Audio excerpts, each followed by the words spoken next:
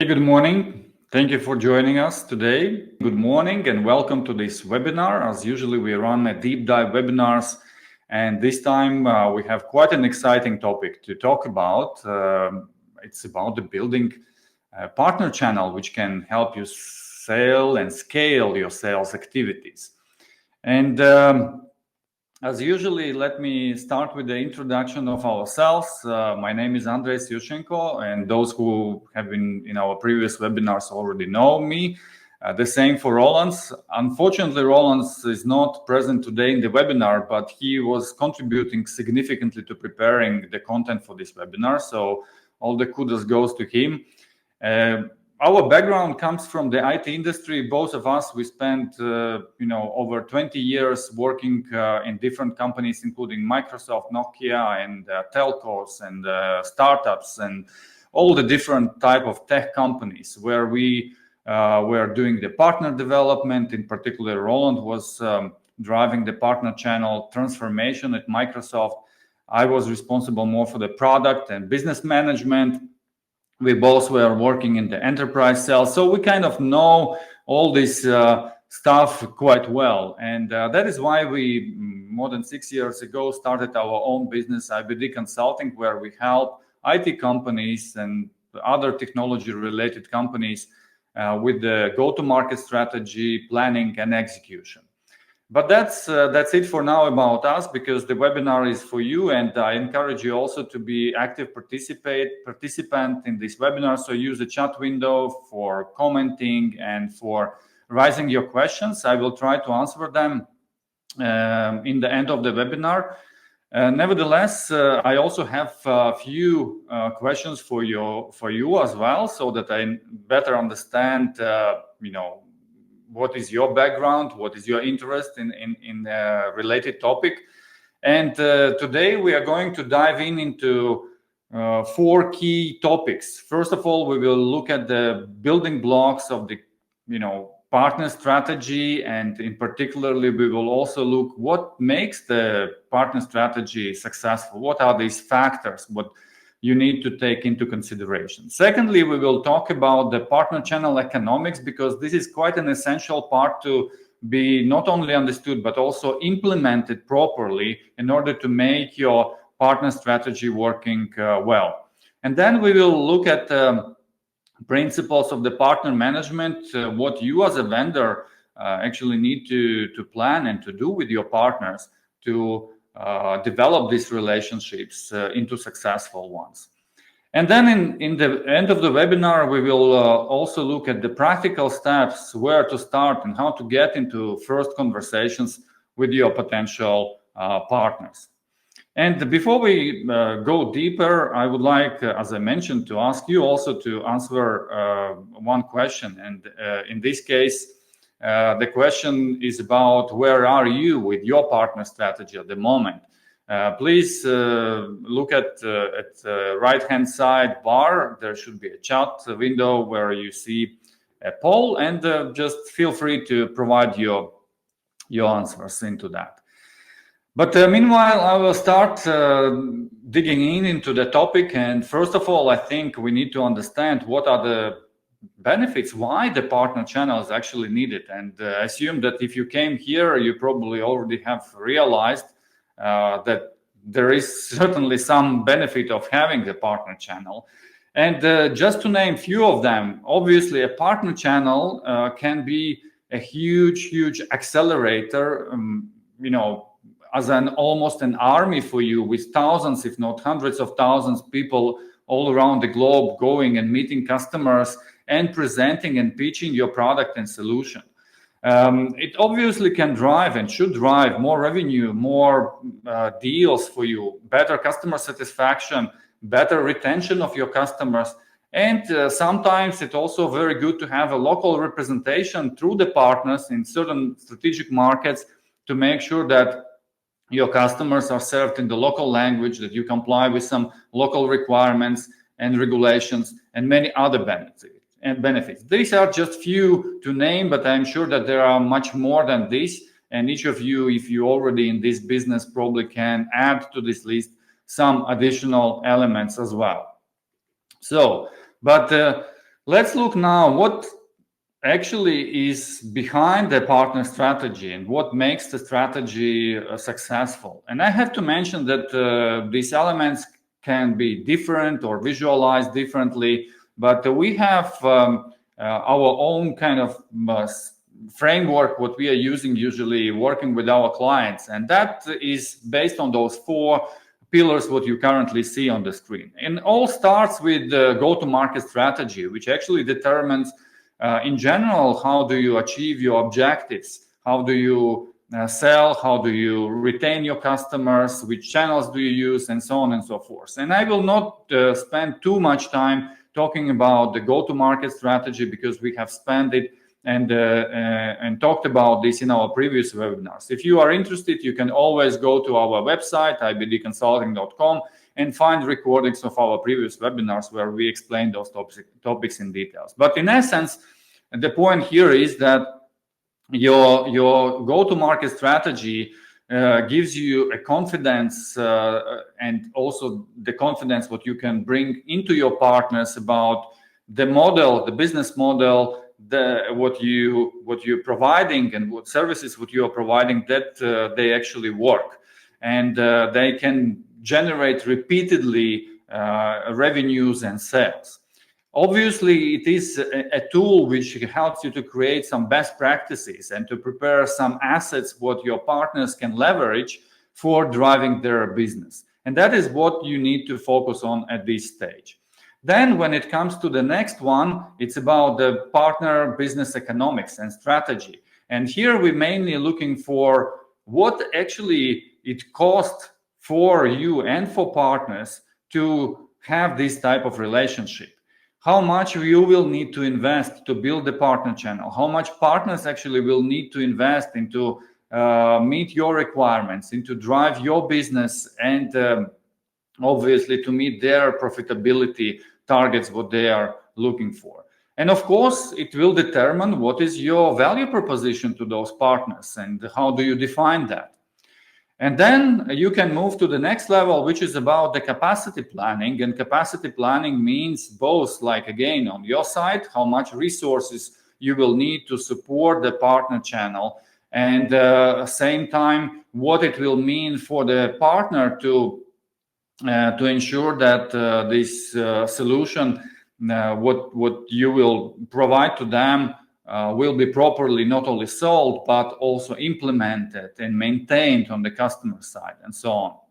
And last but not least, it will lead you into the execution plan. How do you recruit partners? What type of partners do you need?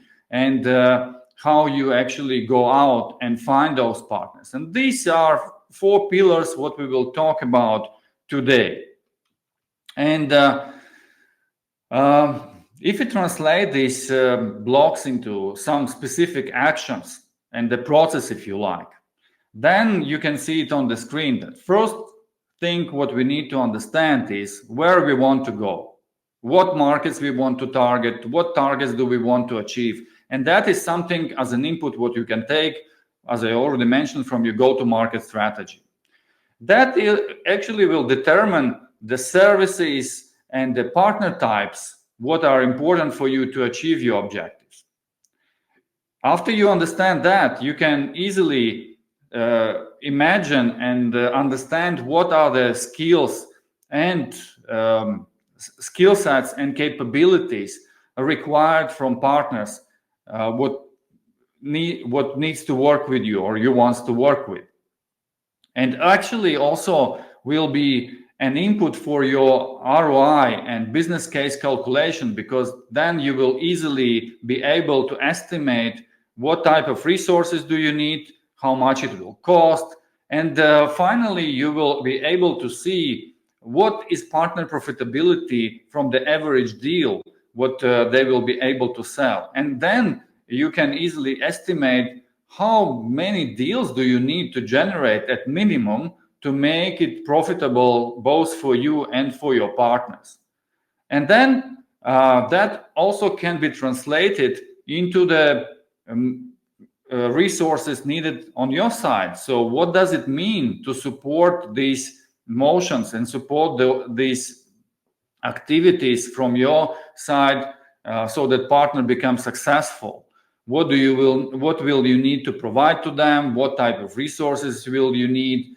And how much it will cost for you as well. So that will lead you into kind of a complete business case where you will see also how many partners you will need by market to accomplish those objectives, strategic objectives and business objectives, what you have in your business plan.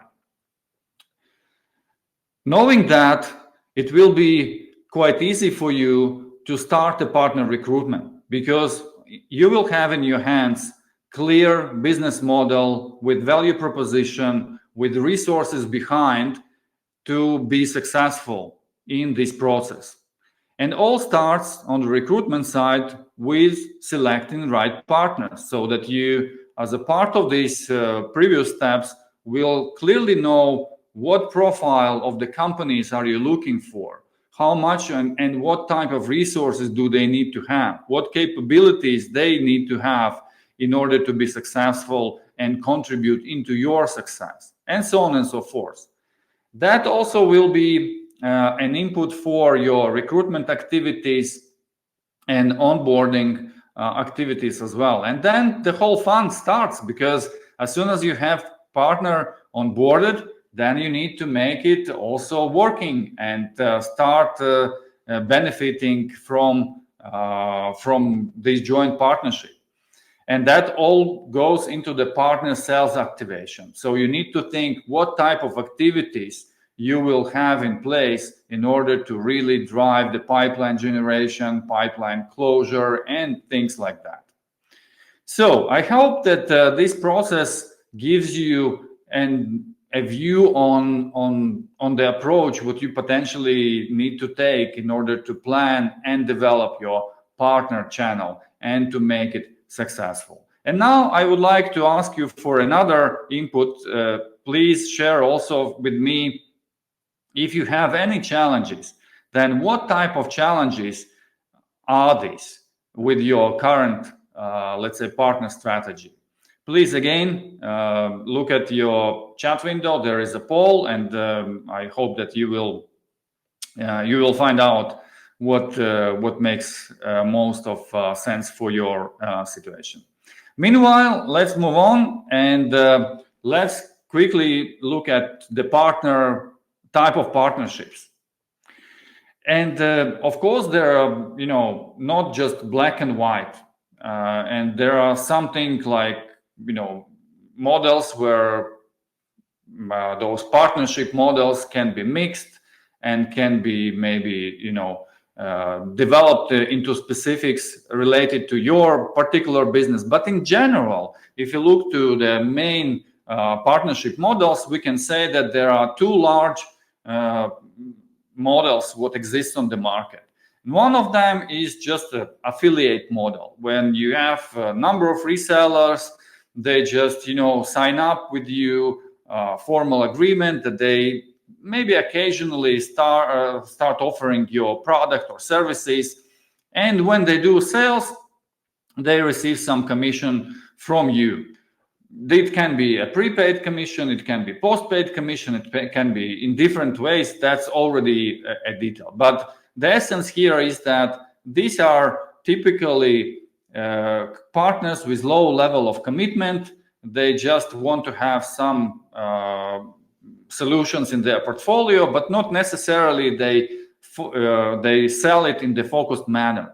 That's a good kind of model for growing a broad channel and making really a presence on the broad geographies.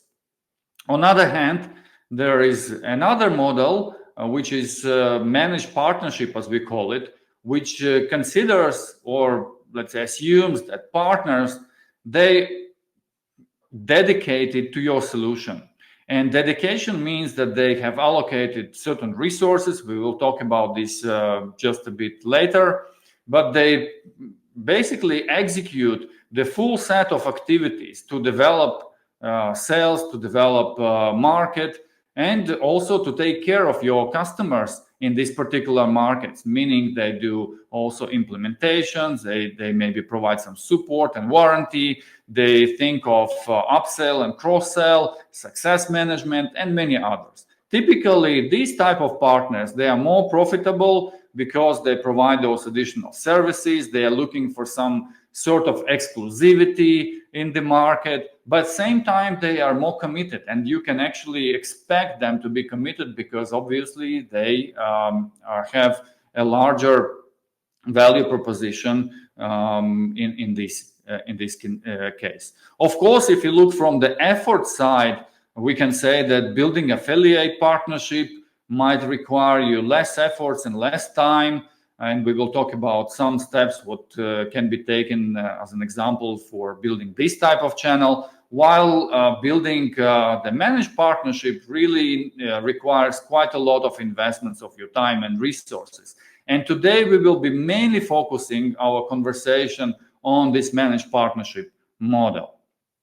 So let's look at the typical marketing, sales, and customer success process for B2B solutions. And those steps can be slightly different in your case, but in general, I think we can consider this as a typical model where there is a marketing part, which is taking care of generating demand, creating pipeline. Then there is a sales part, which is responsible for qualifying those leads, working with developing those opportunities, converting them into real wins. And then we are having onboarding activities where we need to make customer happy with the solution implementation. And then obviously we ultimately want customer to succeed with using this solution and keeping it using in the long term. And if you look from the cost perspective, that the marketing part and sales part, that is actually what makes so-called cost of acquisition of customer.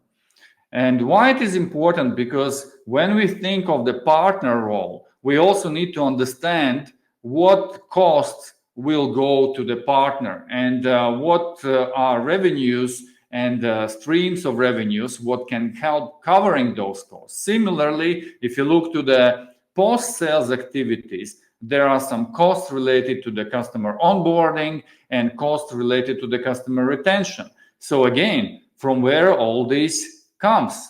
Is it enough that to cover only from the license or let's say resell compensation what they're getting, or there should be something else? This is one of the important questions to be answered when you think of your partner strategy and success of the same. Let's move on and look at what kind of partnerships do we need. And obviously the answer is that we need the partnerships which are successful in the long term. And what does success in the long term actually means? And we can then look at it from both like partner side and the vendor side or yourself. And from the partner side, we definitely are looking for somebody who is committed, which means that they have allocated proper resources, they have planned and executed necessary activities to support the business development, what we have agreed. Same time, what partners also expect, and in return, that they reach certain goals like profitability, that everything what they do pays them back. They generate new revenues, they expand their business, they get new maybe customers, or maybe they have new innovative solutions based on your platform or services, and so on and so forth. And last but not least, of course, from your side, the partner success also means that you are lowering your cost of customer acquisition and you are growing your market share and you are speeding up your business growth. So you are able to acquire more customers in less time with less resources, ideal. So if you look from that perspective, how can we get into this level of customer of partner commitment. And I have to say that there are certain things what needs to be taken into consideration, and we will look deeper at each of them. First of all, it's about really having a proper and very strong partner value proposition. It means identifying partners which actually can deliver those activities what you are looking for and be profitable. That's also about understanding from where this profit actually can come, how your product, how your solution can enable your partners for their growth. And last but not least, it's about defining what kind of partners are best positioned to do this.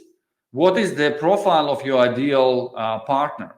And then when those three conditions are met, you can start approaching them with a partnership proposal.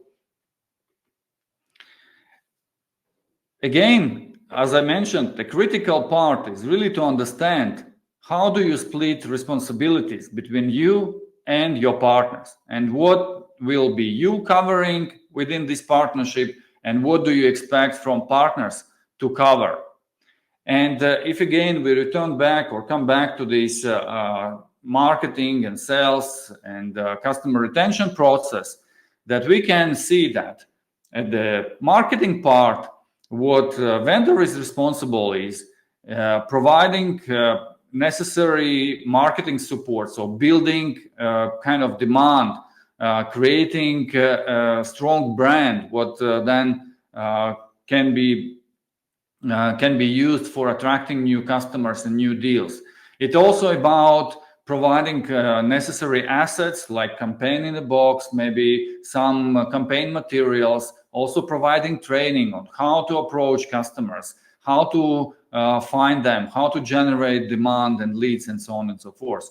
And also sometimes it's about covering some costs related to the marketing and lead generation.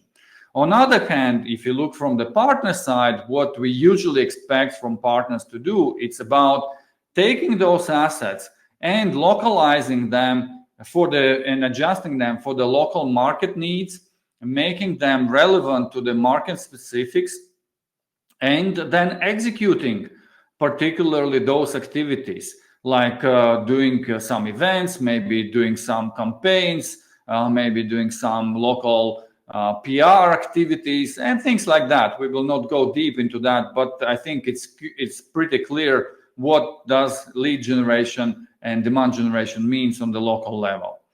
If you look from the outcome perspective, what do we expect and how do we measure whether this is successful or not? Mainly we are looking at cost side, so how much actually it costs for us to generate new leads, how many leads we actually have generated, whether they were good quality or bad quality, and so on. And what is the impact on the pipeline? So how much of potential deals these marketing activities have generated? Both you as a vendor and partner are measured on these key KPIs and interested in making them successful. When it comes to the sales, the role of the vendor is mainly about enabling your partners for successful sales activities. It means providing them necessary resources like maybe some materials, presentations, maybe some scripts, also providing trainings and sometimes even certifications so that you can ensure that your resources on the market are really highly skilled and competent on the particular solution. It also providing necessary frameworks for the account management, for deal management and things like that. Again, depends very much on the partner maturity, but nevertheless that is what you can do. And of course your responsibility is to initiate and to drive the business rhythm, like a pipeline reviews, like a joint business planning, handling different escalations, what those partners can have, and unlocking opportunities if there is any possibility on your side. From the partner side, though, what we expect is to take care about sales execution. So going after new opportunities, doing prospecting, doing customer meetings, customer events, doing some pre-sales work, and pipeline management, forecasting, all this discipline, what is needed as usually for the sales management. If you look from the metrics perspective, or how can we determine the success of this type of activities, it's mainly about the traditional usual sales pipeline KPIs, like do we have enough pipeline coverage for our targets, how many sales qualified leads we have, how do the pipeline develops, what is the velocity of the pipeline, how many opportunities do we have, how many wins, how many losses, and so on and so forth. So usual sales stuff. And what we expect also to provide an accurate sales forecast so that we can properly plan our investments for business development. And then when it comes to the success management, what partners need to receive from you are, again, all the resources and trainings, mainly the trainer type of trainings related to the customer onboarding, customer success management. It also usually requires some second-tier support, so that you leave to partners the first-tier customer support while you are taking care of really complex and maybe significant issues where your technical expertise is required. On the customer side, though, on the partner side, though, they should be taking care of the partner and customer trainings. They should provide some necessary integration, customizations, all the deployment related activities, and in general taking care of the overall solution that customers can see benefits from using this and feel satisfied from particular solution what you are providing. If you look from the metrics perspective, how can we measure whether this is working or not? The main way of looking at it through the so-called either customer satisfaction surveys or NPS scores, or things related to the basically customer satisfaction. It's also important to look at usage data, especially if you are providing a SaaS service. Then it's important to see whether your customers, your users, actually use your services to full extent, because otherwise it can raise a lot of questions and risks for renewals. Now, why we explained all this? Because I think it's very essential to understand, and still in our experience, that many companies somehow overlook this part of the partner strategy. It's important to understand what is behind these activities and what type of resources do you need and how much it will actually cost. Let's look at this illustrative example. If you look from the partner side, and we expect them to execute these activities, what we just discussed, like, so for instance, doing some marketing activities. So how much marketing resources they will need to allocate in order to execute this? We assume in this case, just for sake of illustration, they will need to allocate 20% of their marketing full-time employee to your partnership. So let's assume it's about 8,000 euro a year. Of course, it very much depends on the market. If you are coming from more developed market, probably cost will be even higher. Then if it comes to the sales, probably it's not just a one salesperson. We also will need to have somebody who is doing sales assistance, somebody who is actually doing pre-sales activities and so on. And all up, we are ending up with almost 2 full-time employees taking care of these solution sales. Again, if you sum up, it's quite a sufficient investments what will be needed from your partner company to invest in order to support this. And then the same applies to the customer success management. Of course, we can share some resources, or partners can share some resources between different solution vendors, but nevertheless, again, it will create some cost. If you look totally for this from this process perspective, in this illustrative example, we see that there is nearly 150,000 euro direct costs. And plus, on top of that, we need to add overheads, we need to add some profit, what partner expect, and so on. So we can easily end up with nearly 250 euro revenue to be needed to cover this cost, right? And this is what we call minimum viable scale. So that is the revenue amount what partners have to generate in order to be satisfied and with this partnership. And if you put your solution, put your product into this perspective, then it will become very easy to understand what type of partners do you need to have, and whether your current value proposition can actually be enough to cover these requirements. So let's look at this minimum viable scale of partner business. What does it mean and what does it require? And why it is so important? I think you understood the importance of that from the previous slide. But nevertheless, so once again, the minimum viable scale means the number of deployments to keep those technical and support resources current. So without having a proper number of deployments, you cannot expect people to know your technology well, to stay focused, and so on and so forth. Simply, company will not allow them to spend time on something which is not at the moment in demand. The same applies actually with the sales, and here we need to have a certain critical mass of the sales interactions, so that salespeople keep engaged, they keep motivated, and finally they can generate some revenue and profit for them. This is a so-called minimal viable scale, and you need to look at it very carefully. And the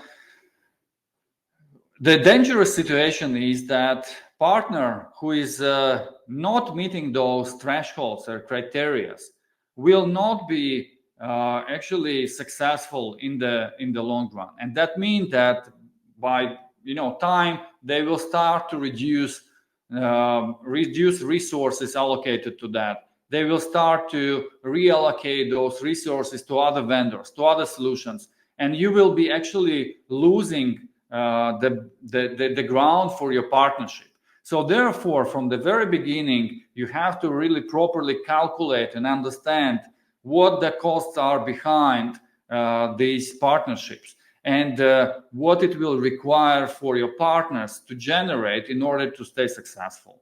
And then to find how particularly your solution can enable them for these revenue streams, what partners can have and cover those necessary costs.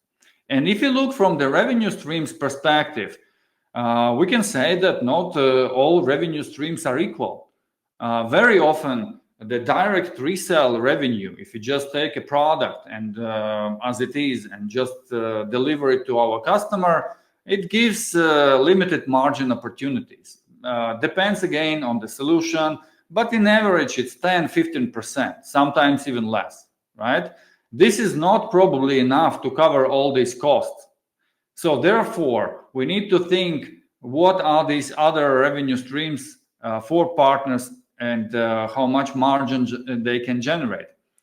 From our experience, we can divide those main revenue streams in two major groups. First of all, and these are something like a one-time revenue related to implementing solution, like setting up, configuration, maybe some integration and things like that.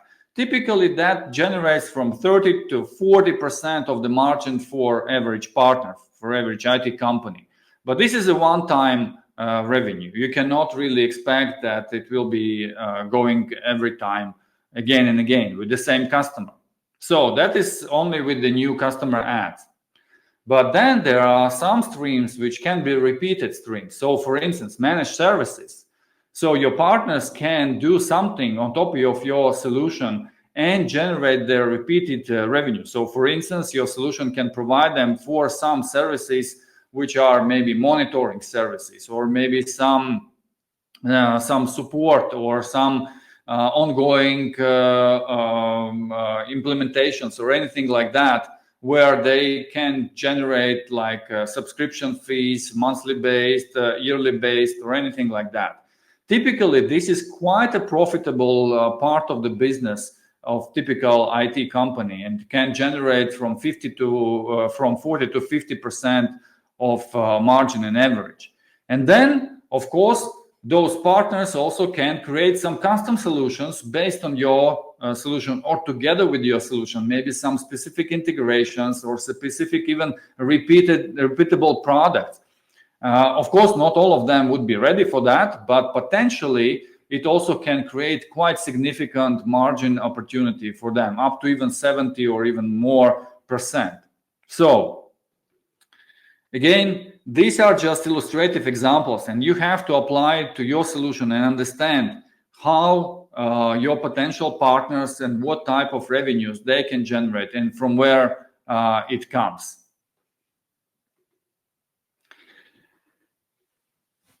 It's also important to understand like how much you can leave the margin to your partner channel, right? And that's quite an often question what we hear also talking to our customers. But how much I should give away? And of course, it's a very important business decision what you have to make. But in general, the rule is here that your brand and your value proposition actually determines that. And if you look from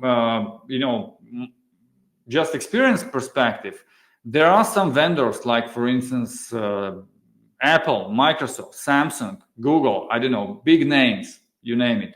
Also in some niches, there are some big names which are very well known. They actually themselves pulls customers and create demand. And of course, these type of vendors, they invest a lot into their branding, into their marketing. So therefore, they leave very little margin for the channel, because everyone anyway wants to buy them. Anyone wants to partner with them. So there is no need to really give away a lot of the margin. So they, by their brand, create a high brand value. On other side, if you just entering the market, you have to really think of quite a significant revenue share, what you want to, or you will need to give to your potential partners. But looking at the right-hand side, that's where you want to be. So therefore, also your partner strategy and your marketing strategy have to create in the long run such a high brand value, so that you can actually lower the revenue share and margin share with your channel. As an example, and we have put into the presentation a couple of examples, as we together with Roland both come from the Microsoft world. We spent quite substantial time there. We know very well what Microsoft is doing with their partners, and this is really, I would say, quite a unique company, because rarely when you see that such a huge business is driven by thousands of hundreds, even of thousands partners. Microsoft largely built their business through partners, and there are a lot of things to learn from them. But the interesting part here is that Microsoft in this case gives or opens for partners, or enables their partners for significant revenue. As here you can see data from the IDC. This is official data what has been published by Microsoft, that every dollar what Microsoft makes on selling their licenses, selling their SaaS services, enables partners 7 times more revenue. So every partner makes $7+ on every dollar what Microsoft makes. And that's the model what proved to be working really well. And that means that almost nobody from marketing, from Microsoft partners, really making money on just licensing resell. The most of them are making money from implementing those services and providing managed services, as we discussed earlier. Another good example is, and we recently just had a nice conversation in one of our sales and marketing Friday talks. This is LinkedIn Live shows what we are running every second Friday. For those who are interested, you can check out this link and listen to our conversation. It's just a half an hour conversation with the CMO of Zabbix. The Zabbix is a worldwide known IT management and monitoring platform. It's open source. It's free product. And the interesting way how they are making money is that they're giving away the product. They contribute a lot into the community creation. And same time, the main revenue streams for them and for their partners are coming from providing trainings, support, making implementations, customizations, and this type of services. Again, the product itself does not generate any revenue directly, but it enables the partner channel, which is hundreds and thousands of companies worldwide who are using Zabbix for selling their services. Let's look deeper at Microsoft, how Microsoft positioned a partner opportunity. And this example is about the Microsoft Azure related services. It's a desktop as a service. How do they pitch? How do they show? How do they tell the story actually? And they always start with showing like a huge market opportunity, and they do invest a lot of resources in some studies, into some analytics. They bring IDC, Forrester, other analytic companies with the data to show where the next big thing is for their partners, for themselves as well. And as you see in this example, they show that, hey, there is almost 3 billion revenue opportunity for the desktop as a service market.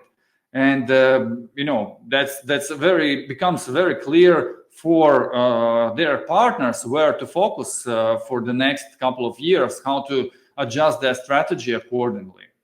Then what they also do, they justify that that move or that focus, that priority with a lot of customer related data. So for instance, they share again some studies about what customers expect, where do they currently lack some competencies, or they need some help from the IT companies, and so on and so forth. So they help their partners to see the business opportunity not only from the big number perspective, but also see from the customer perspective, and to adjust their go-to-market strategies accordingly. And then it's easy for them to pitch and to justify, hey, dear partners, there is a really high opportunity for creating a desktop as a service related services based on Windows Virtual Desktop, because you see there is a demand, there is a customer need, and you can make money from. And then they actually show you from where the money can come. They say, hey, you can resell, of course, but the most of your revenue and profit can come from hosting the virtual desktop, from providing some additional services, from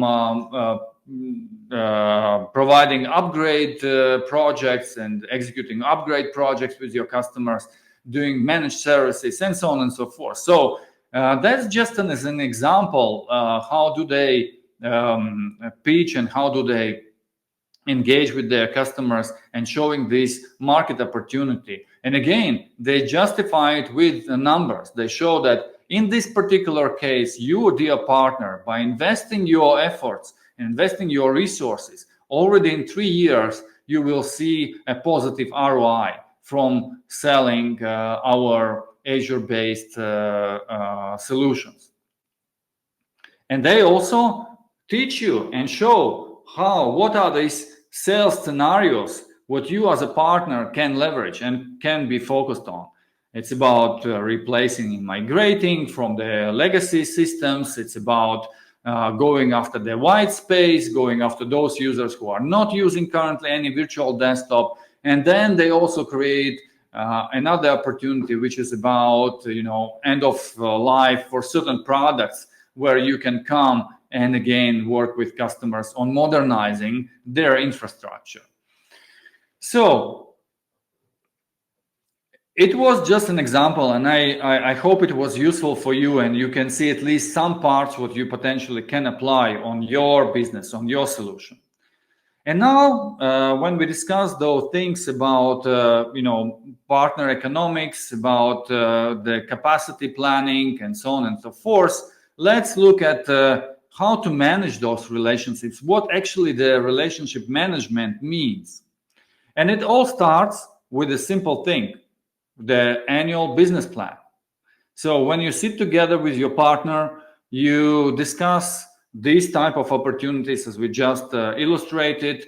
You understand what are the scenarios, what customer segments, from where the revenue comes, what type of services they will provide, maybe what type of products they will package it with, and so on and so forth. So this is a quite detailed plan where both parts work together in order to understand the opportunity, but also in order to put practical activities and investments on both sides to monetize and to materialize this opportunity. And this business plan, this is something what needs to be signed off by the leadership team on both sides. The higher leadership team is involved, the better it is for you, because experience shows if the higher leadership team is not involved into the partnership agreement, then there is a high chance of this to be failed. And then as soon as the business plan is ready and both parties agrees on what they do and what each of them contributes to this success, the routine starts. And we usually suggest that at this part, somehow many companies fail. And why it is happening is because there is no process or underestimate resource requirement needed for driving sales. Some of companies assume that if you sign up the partner, then things will happen on their own. They will start going after new customers, selling, and we will just see in our books, sales and revenues. I think everyone wish for this, but in reality, it is not happen. And this is just the beginning of your hard work. And as I mentioned in the very beginning, you also have to plan your resources to have proper people in place with the proper skill sets and resources to drive this process forward. But it all starts with the monthly rhythm, where, for instance, your partner account manager together maybe with some product manager meet your partners, discuss the performance, looking at some pending activities, maybe discussing some issues, resolving some issues, and so on and so forth. Of course, that should not take very much of your time and resources, because it's just operational activities, right? However, we also recommend having much more deeper reviews with involvement of leadership team on both sides. For instance, on the quarterly basis. It can be also semi-annual or maybe somehow else, as you decide, and as it is more appropriate in your particular situation. But nevertheless, there should be this rhythm where you go into the reviewing your basically commitments on both sides and plan what you have as part of the business plan. Whether performance is going well, if not going well, what is the correction of error activities, what we need to implement, how market is changing, how can we adjust, what type of support is required for partners, are there any blockers on the market, and how you can help them to unlock some of the opportunities and things like that. So this is something what can happen on the quarterly basis, and that facilitates this discussion and synchronize both sides, partner and the vendor, on the highest level. And of course, as I said, you need to have dedicated person for that, and typically it's a channel partner manager. And the role of this partner manager is to facilitate this process, both on the regular basis, like a monthly rhythm, but also on this quarterly and annually. And it's about the preparing and agreeing on the business plan. That's the very beginning. But it's also running this day-to-day routine and looking at the pipeline, following the request, escalating, requesting maybe some additional support, running those QBRs or quarterly business reviews, and of course leveraging everyone like key stakeholders and decision makers on both sides, on your company side, but also on the vendor side. For instance, if they are operating and they see that salespeople maybe for some reason are not spending enough focus time on the solution, and this is a repeated issue, it should be escalated in smart manner. So the executives of your vendor should be informed properly, involved into this situation, and it should be resolved timely. We also have prepared some recommendations where we potentially see some shortcuts possible. So everything what we discussed so far, it requires quite a lot of let's say preparation and a lot of resources on the vendor side, and especially in the beginning where you are not having enough manpower yet, and you are building up your business. You might think of some shortcuts to still, establish this partner channel and grow it. And something to consider is to start with this low-touch program as a first one, where you go after less committed partners, where you go after maybe more like a sales channel, as we discussed, like affiliate type of partners and so on. And you basically expect them mainly to handle the demand, incoming demand, and close those deals, and work with customers who already were generated by your marketing activity. So in this scenario, you mainly focusing on your own marketing activities and less expected from your partners, but same time you then direct your demand into the local partners who can convert them into real deals, and also to provide some local services what customers potentially expect. That model though require, as I said, more investments into your own marketing and into your own branding, but this is something what you're doing anyway, especially in the beginning, and you can combine then it and incorporate it into your true partner execution. However, what you need to do, you need to also equip and enable your partners. So still preparing some content, preparing some assets will be required. You also probably want to have some self-service portal where those partners can go and to find all the necessary materials, trainings, maybe some assets, and so on and so forth. But again, it's much easier to manage it centrally, and you don't need dedicated resources for that. The only difference is that you also can, or the only consideration here is if you want to have them managed. And if so, then you need to maybe have some tele agents or or remote, let's say, partner managers who then manage portfolio of partners, and they work remotely with those companies, doing some check-ins, regular check-in, checking pipeline, and so on and so forth. But again, they are not having a deep conversations, deep planning sessions, and so on and so forth. And partners mainly live from reselling your product and providing some limited services on top of that. The good example of this model is also one of our customers, Sonarwork, which is producing a leading audio equipment.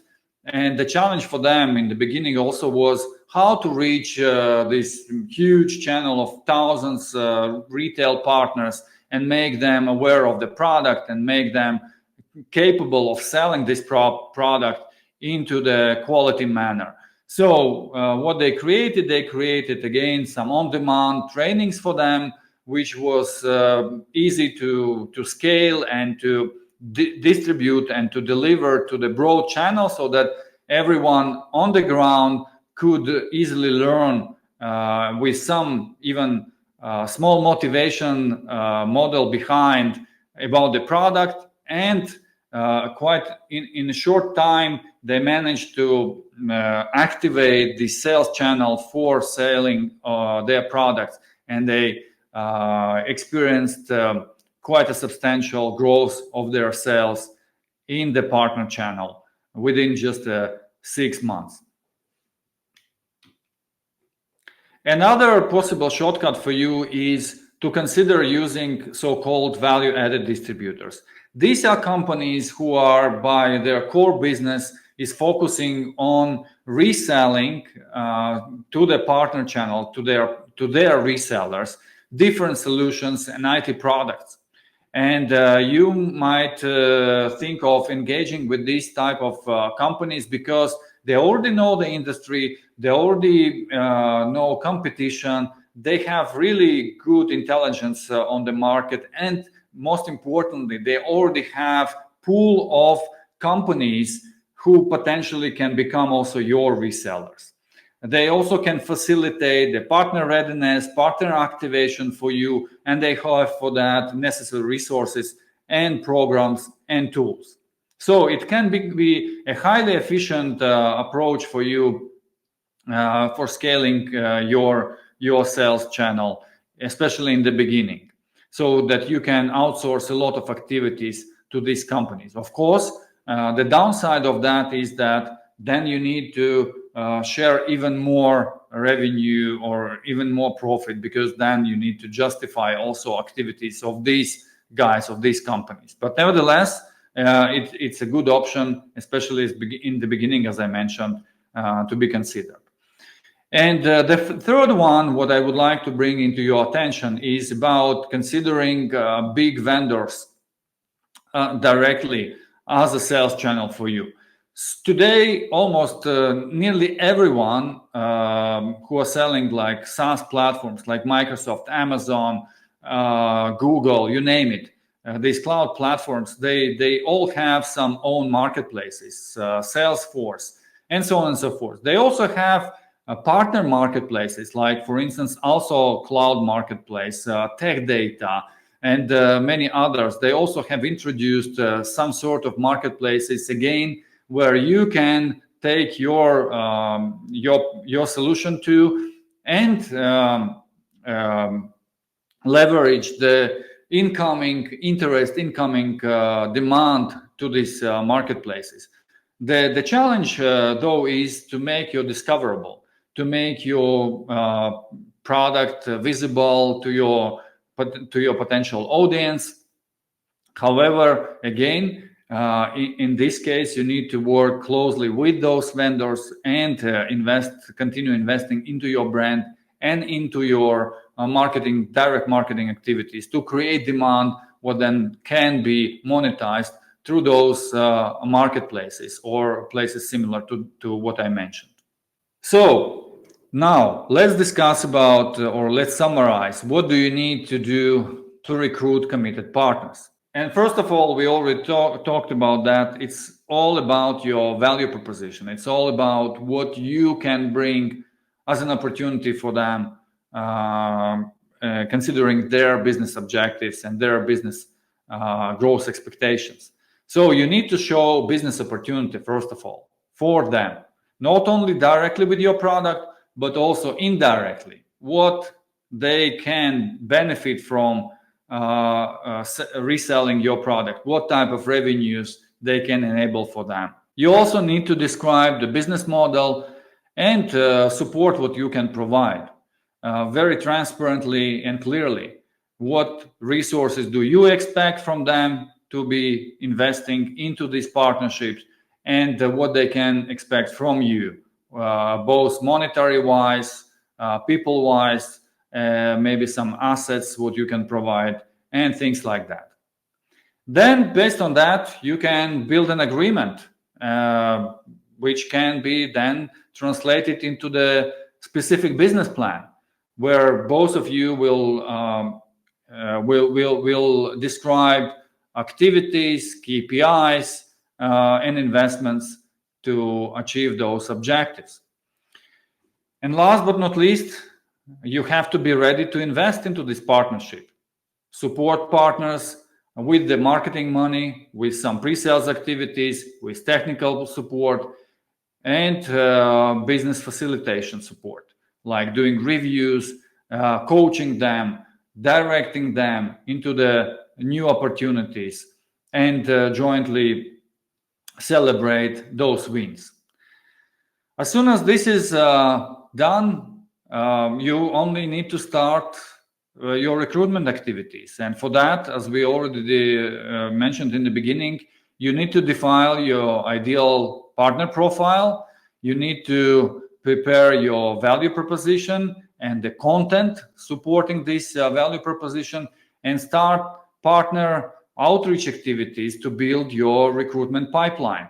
As simple as that. And you need to approach that as you would do regular sales. However, the channels, what you can use, are slightly different. And here I have a few examples what you potentially can leverage. First of all, it's about the partner directories. So again, you can turn to some of the vendors what exist on the market, like for instance, Microsoft, Google, Amazon, and so on. They all have directories where you can see IT companies working with them by different specialization. And that already a good starting point to see how and where your solution fits into this picture, and then start to approaching these companies in different channels. I also recommend you to leverage some of the communities. There are many of them out there. So for instance, LinkedIn, there are some Slack-based communities and meetups where people already discussing about some of the topics maybe related to your area of expertise or solution, where your solution area what you are providing. And typically in these communities, there are already many IT people and IT companies who are looking for certain partnerships, and you can openly offer them, and you can openly discuss them with these potential partners. I also recommend looking at so-called satellite solutions. Again, if you are, for instance, I don't know, creating a CRM solution for certain industry or something like that, look at also at related solutions or connected solutions in the same industry, in the same vertical, or something like that. Like for instance, an ERP, or maybe some billing solutions or anything like that, where again, your solution might be potentially integrated or will be integrated anyway, or anything like that. And leverage those companies who are already in that business. So to offer them and to show how they can expand even more by adding your solution into their portfolio and what type of opportunities it potentially can create. And then don't hesitate to approach your competitors or some alternatives. And there are also a number of partners who are already selling solution like yours. Why not to just have a conversation with them and see if there is something better what you can offer. But of course, in this case, you have to be very well prepared why they would need to switch from competitor to you. And again, here I would start with some few probing conversations just to understand how these resellers of your competitors are satisfied, or maybe they have any particular challenges or issues. It can be also not similar everywhere on every market, but certainly there are markets where maybe your competitors are not spending enough time, or maybe they are under-resourced or anything like that. And that's a great opportunity for you to actually approach these companies with better service, with better support, with maybe better vision, what you can share with them, and so on and so forth. And before we conclude, I also have a last ask for you. I would like to ask you to share maybe some of the best practices in the chat window as well. What has been working for you? Maybe how did you approach this partner recruitment, and what do you see is really working, and maybe what is not, so that others who are part of this webinar also can learn. Please, guys, if you have anything, put a couple of words into the chat window so that others can leverage these best practices, or maybe some learnings, what not to do. It's also a good thing to share. In the conclusion, I would like to maybe also, let's say, remind what you can start doing already today. And the first step for you is, and this is very crucial, is to calculate the partnership economics. So just visualize or put the process, your typical marketing, sales, and customer success process, what you are using maybe today already by yourself, and see how can you split it between you and partner, and what resources do they need, and estimate what costs are behind that. And then think of your value proposition and your offering. So how particularly your product will be helping covering those costs and generating additional profitability for your potential partners. Those two first steps are very, very important, and they very often overlooked and not well prepared. And that's the reason for failures of many attempts building a partner channel. And as soon as you have this drafted, at least, I suggest you just go out and test it. As I mentioned, just maybe have a quick conversation with few of potential partners, and ask their honest feedback. What do you think? Do you believe into this? What else you would bring into the picture? How do you cover these costs? Or maybe, you know, whether you believe that this will be working out, and so on and so forth. And as soon as you have this feedback, you can again update your model that way that you feel even more confident, because this is something which is validated with your partners already. And then you can start scaling it big time. If you are interested, we are currently preparing a partner planning workshop, and I would like to share with you now a link to the form where we would like you to provide your contact information, so that we can afterwards communicate you back where this workshop is planned, so that you can consider participating in that. But the idea is that we can sit together and look at those questions what we discussed, and even more deeper. And if you are interested, just on the left bottom corner of the screen, you should have a link now as a pop-up where you can open the form and just enter your information, so that we know about your interest, and we can contact you to discuss this potential workshop. So the question is about how to keep a partner focused on our mutual targets in the long term. Again and again, there are two things. One, to understand why they are not keeping, focused. And the reason is, again, in those two things what we just discussed, like partnership economics. If they don't see benefit from focusing on your solution, probably something is wrong with this business model. something is wrong with this economics, and you need to understand. You need to discuss with them openly, and then find the way how you can adjust that. That's the one. But if on this level everything looks good, then the second level to look at whether you have a rhythm with them.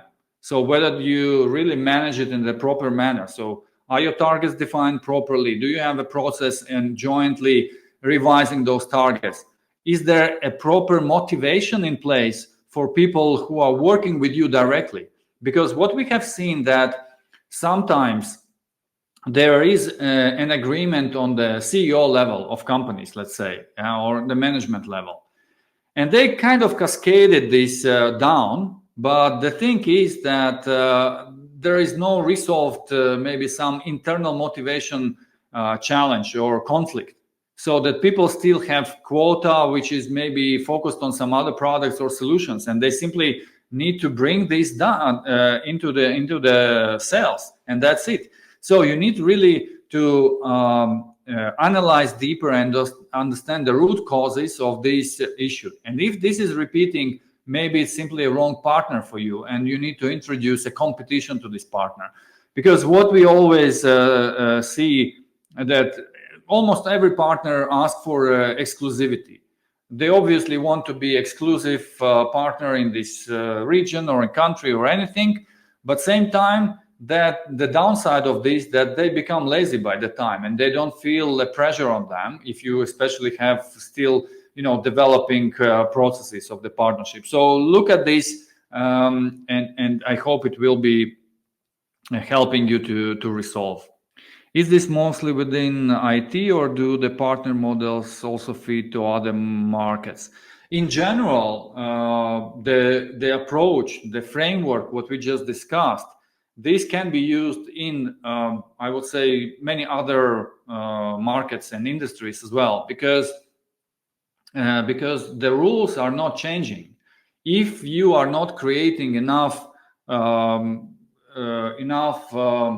profitability for your partners, and there is a disproportion in what they need to invest and what they are gaining back, then that's an issue, and you need to look at it first of all.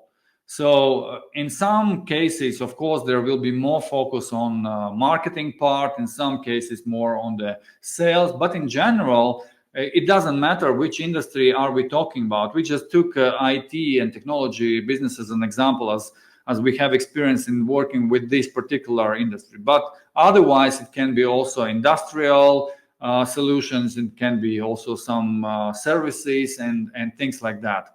If you are interested to discuss this in more details, just ping me and we can have more specific conversation about your industry so that we can look how this model can be adjusted to that. Again, either you just provide your contact information for this workshop and then we contact you and discuss that, or just ping me on LinkedIn and we can quickly discuss it one-on-one. So another question, let's quickly see. How should a partner understand the demand for a product, that there is a demand on this product software?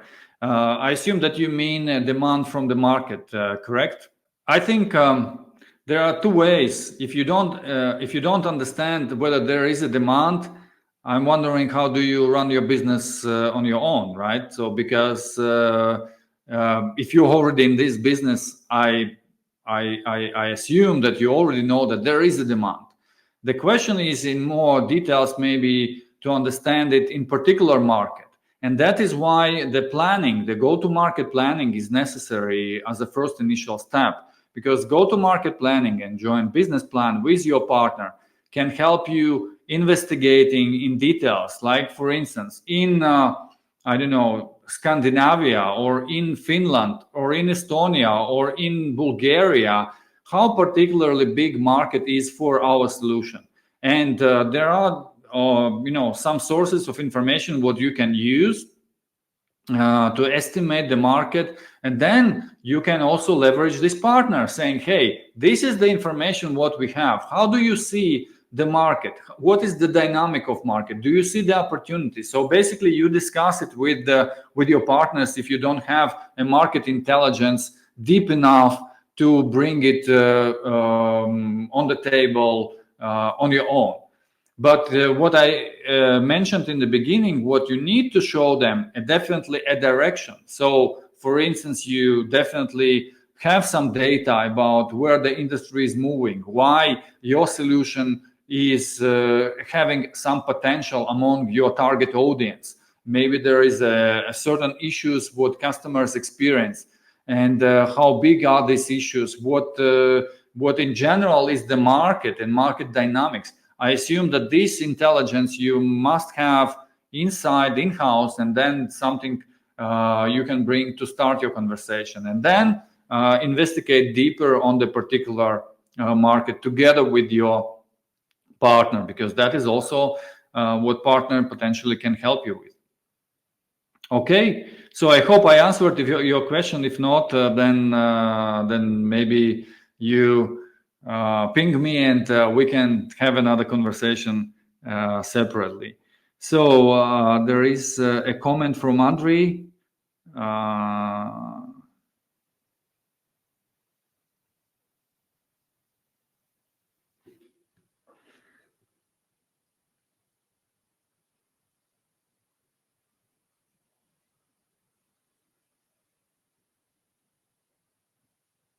Okay, sorry for reading so long, but nevertheless, Andrejs shared his experience. You can see it in the chat that he just recently had a conversation about the partnerships.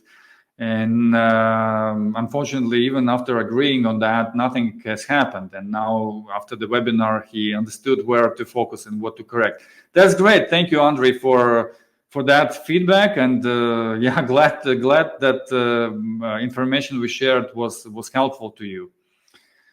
Okay, guys, thank you for being with us. As a last thing I would like to mention today is that on our website, ibdconsulting.com, you can find a lot of useful content pre-recorded. So we have been doing a lot of webinars on different topics, and you can go there and find recordings of our previous webinars on how to build a go-to-market strategy, how to build marketing content, how to leverage marketing automation, and much more. So yeah, if you are interested to learn more, just go there and you will definitely find something useful for you.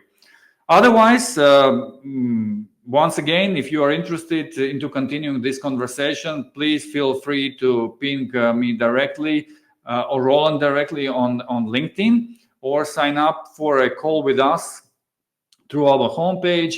And with no obligation, we would like to learn from you, because that is also part of our strategy to learn as much as we can from you guys. But also we are ready to have a one-on-one conversation and look at your specific situation and see if and how it can be improved. Thank you very much for being with me today. Again, thanks to Rolands preparing all these slides. And then we are looking forward to our next conversation. And stay tuned. We will be sharing our next webinar topics pretty soon.